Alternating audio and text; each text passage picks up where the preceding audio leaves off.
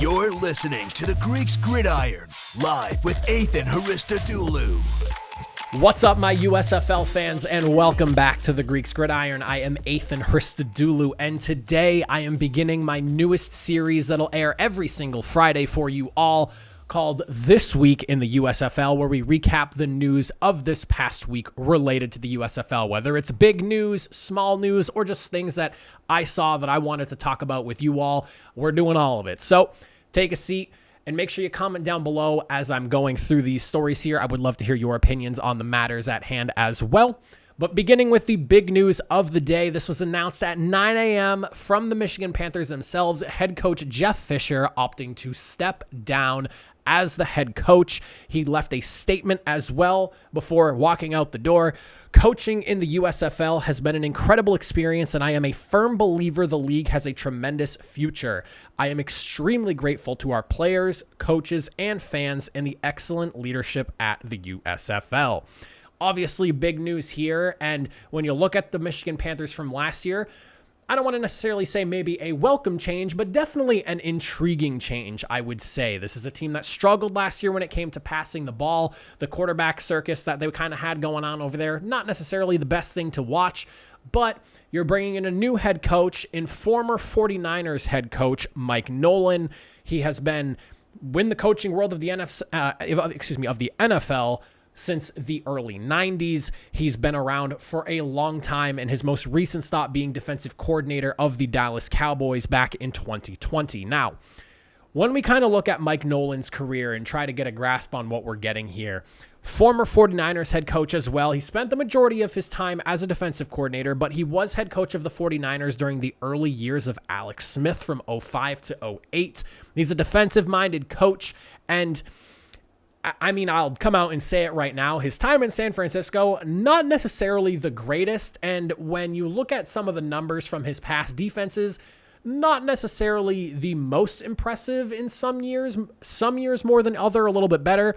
But he did have a pretty solid stretch when it came to coaching defense from 2009 to 2012 when he was defensive coordinator for Denver, Miami, and Atlanta. His defenses in that time period averaged about 9th in points per game allowed on defense. So, I mean, top 10 defense in terms of points scored per game, not bad. While not necessarily the most consistent, there is a clear, there's going to be a clear focus on the defense, I guess you could say, and that is a little bit exciting.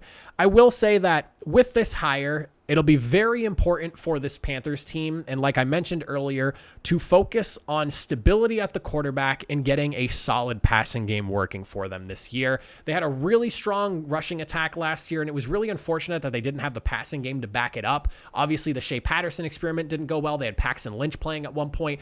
Kind of just a carousel of QBs, I guess you could say, an uncertainty throughout the entirety of the year. And if they can settle on a quarterback and come up with a more consistent type of passing game, you have a really good rushing attack. And if they're bringing the majority of their guys back from last year, this could be a potentially threatening team. It's definitely intriguing to see a guy like Mike Nolan come in here. He has head coaching experience in the NFL, and he's been a DC for a very long time. Now, do I think this is going to immediately turn things around for Michigan?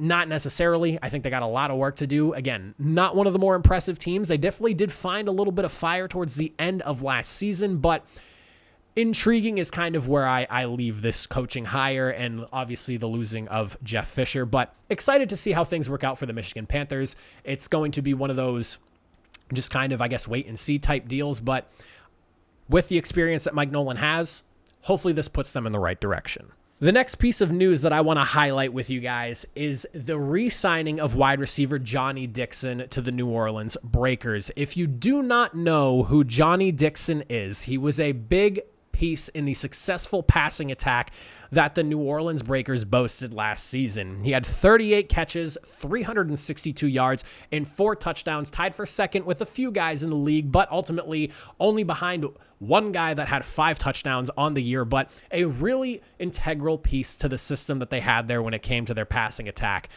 If there is anything that I look forward to when it comes to the New Orleans Breakers this year, is it's going to be how can they improve upon the passing game that they had last year. The Breakers are one of the best when it came to airing the football out, and towards like the I would say like there were certain points in the season, but really towards the end of the season, they were really kind of figuring out their rushing attack as well. And I really hope that they're able to build off of what they had going last year. This is a team that, for whatever reason, struggled matching up against the Birmingham Stallions, but overall a fairly dominant team, and it just kind of felt like they ran out of gas a little bit towards the end of the season. So if they can figure that out and build upon the passing game they had last year, I mean, quarterback, I don't know what's going to be the case with Kyle Sloter.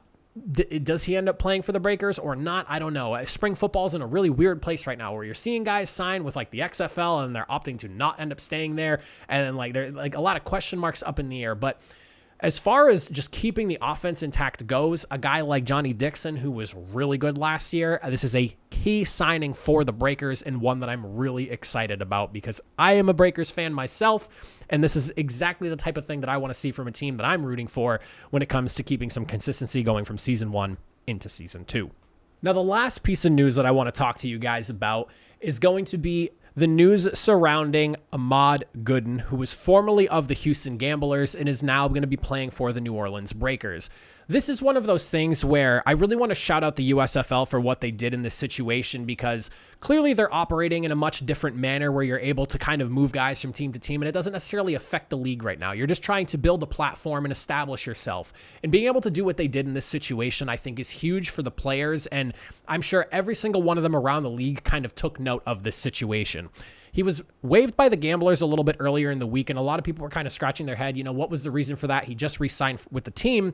And then it came out that he was dealing with some personal matters, and the USFL opted to allow him to be waived and be signed by another team for the sake of allowing him to continue to participate in the league, but not have to add any more stress and burden to whatever the personal matters may be. Now, it does not matter to me what those issues are. What matters to me is that the USFL was willing to take a step back, look at the situation, and go, okay, rather than try to, roughhouse the guy or punish him for coming to us with this sort of issue, they said, let's see how we can accommodate him and make things work for both sides.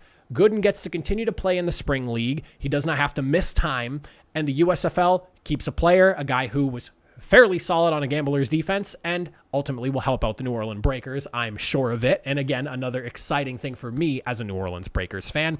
But this is something that you can really appreciate as a fan, and I'm sure all the players do as well. Everyone around the league, I'm sure, had to have taken notice of this. And this is something that you kind of tip your hat to the USFL type of thing. They clearly care about the players, and while obviously it's a business and you want to make as much money as you can and you're trying to keep up competitiveness and whatever it may be to establish yourself, caring about the players matters most, especially when you're dealing with competition now in the XFL being right there and they're starting their season before you as well. You want to make sure that your players feel welcomed, well utilized, and are in the right place when you're competing directly with competition now within like that same window of time that you're going to be playing your season. So I want to just tip my hat to the USFL as an organization. I think this was an excellent move on their part. And, again, hats off to them. This is exactly what you want to see from a league this early in their stages, taking care of their players and showing that,